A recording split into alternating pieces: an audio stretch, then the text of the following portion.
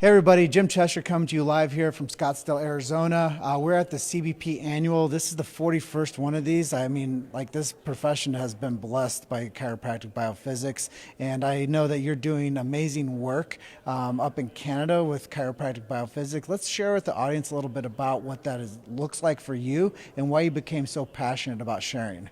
Well, first of all, I got into chiropractic biophysics back when I was in university. It was the technique that had the most research, so I fell in love with it.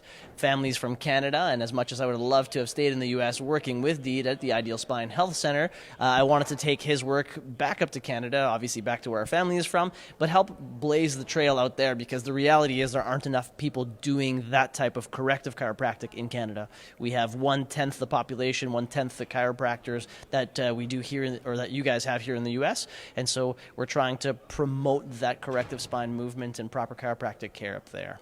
See, and that's just so important that we continuously push forward. We keep on innovating. We keep on doing research, and that's something that I fell in love with this angle of chiropractic as well, is because they're very research oriented. Absolutely. And it's like showing your work with math. That's right. It's like yeah, you can say you have the answer, but how did you get there? That's right. And I think that that's something I'm really like. I feel fortunate that Deed has done the work that his father started, Don. Let's just talk a little bit about your relationship with Deed and how you came to work at the Ideal Spine Center. Well, again, it started in university. I remember someone telling me, hey, you need to come listen to this guy speak. His name is Deed Harrison, and it'll blow you away when you start hearing what he has to say. And I was sick of hearing, people say that our profession is not based on research and that what we do is wizardry and so on and so forth. And I knew that there was a lot of validity to what we do. And so I heard Dr. Deed speak, and again, he was just promoting some of the work that his father had started, but that they were the first ones to objectively define or operationally define what a subluxation is. So they showed us that we can actually measure this on x-rays. They showed us how we can correct them, and then they showed that not only when we correct them that these patients are getting better, not only now but long term. And so when I found out that this is what they were doing, I thought, you know what, this is exactly where I want to go to learn. And so I just applied there, and I said, hey, I would love to be able to be an intern here, finishing my school, the last 6 months of school. And from there I had the opportunity to work there for another year, and then family reasons brought us back to Canada from there. Well, that's a great story. And if anybody's out there watching this, Deed has touched so many people's lives. Absolutely. Just like yours, and he's touched my life. So I'm just blessed to be a part of this big chiropractic family and have the leadership of Deed Harrison as one of the people I admire and look up to. So spending a week with a bunch of chiropractic biophysics family members is just amazing to me.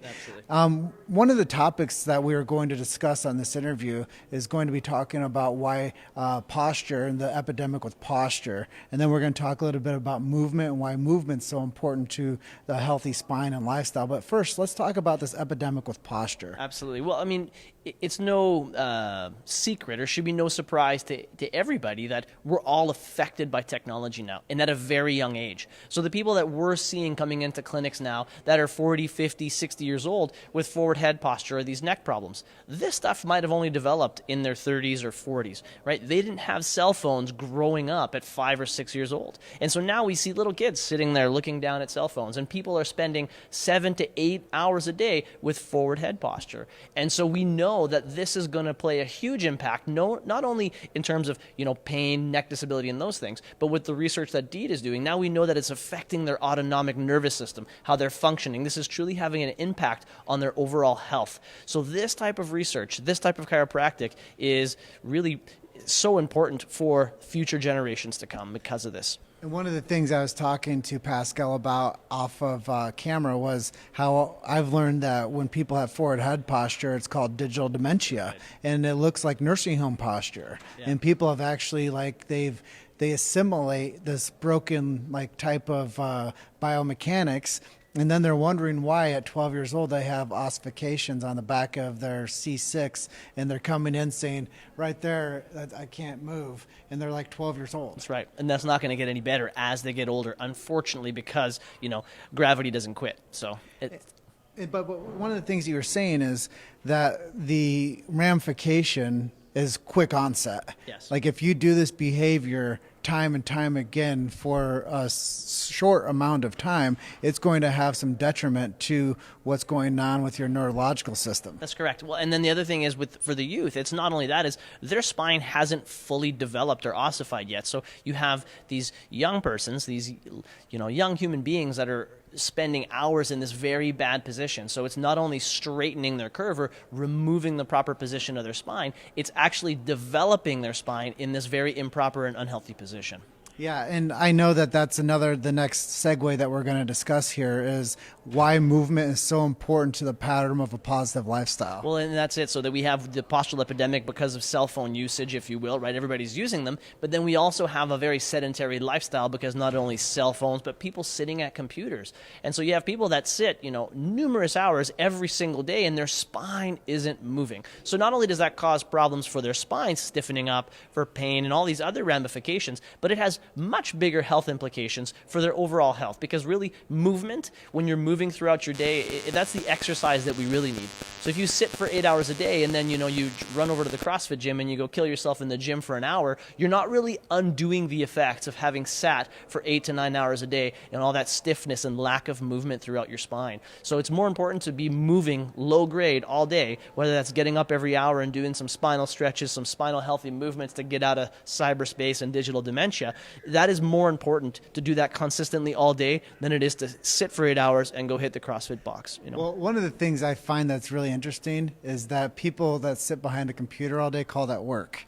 Yeah, that's exactly right. It's lack of work. It's lack of movement work and physical work. Yeah. But that's what we've prescribed to people for earning. We're like, go do this and you can call that work. Whereas we should just check out of that idea and say, hey, you need to do work on top of showing up and earning money. Yeah, like real work. And if we look at populations around the world that live the longest and that have those least amounts of things like disability, those are populations that do actually work with their hands, right? These are small groups of people that aren't sitting at computers. They're out working the fields, farming, building their own homes, and so on and so forth. So they are doing real work, and that's exactly it. And that real work is what we consider exercise. Yeah. It's pretty interesting, the dynamic ideas that we create with each other. We just met each other, so getting to the core of what we both love is pretty important. Absolutely. And being able to discuss high level topics and make sense of it to people.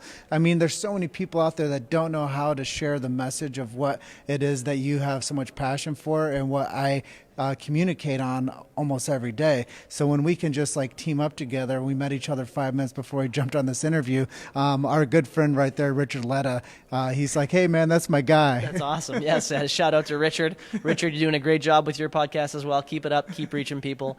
Absolutely love what you do. So is there anybody out there that you want to throw a shout out to besides Richard? Well, Dr. Harrison and his late father, Don Harrison, thank you for what you've started. And I'm eternally grateful for the opportunities that you've given me. If it wasn't for you, I wouldn't have the love and passion for this profession and for helping others. And I probably wouldn't be here today doing what I'm doing. So thank you, Dr. Harrisons. Well, I want to let everybody else out there know that if you want more information on chiropractic biophysics, go to idealspine.com. There's a portal there for patient care, but there's also a portal there if somebody wants to become certified in this technique of chiropractic biophysics. At this juncture in the interview, I know we're coming up on the edge of it. Is there anything I didn't ask you that you'd like to share with our audience today? Just make sure that by the end of the day you get out there and move. So if you haven't been moving today, go out there for even a 10-minute walk or go throw down 10, 15 burpees, get your body moving. And I'm going to just ask everybody out there a big favor. Please share this interview today. Please like it, comment it. Just share it with more people so everybody can see what Pascal's up to and how he got into the beautiful profession of chiropractic and how he's being a leader up in Canada doing work with the chiropractic biophysics family. I'm just going to give this guy a big hug. Awesome. Thanks, Jim. Great meeting you. Awesome. Well, I'm going to close out then and tell everybody if you didn't get here in 2019 to the Chiropractic Biophysics Annual, I would hope that you guys could get more information on it and show up next year. But you guys are just one story away. Keep hustling. We'll see you guys on the next one.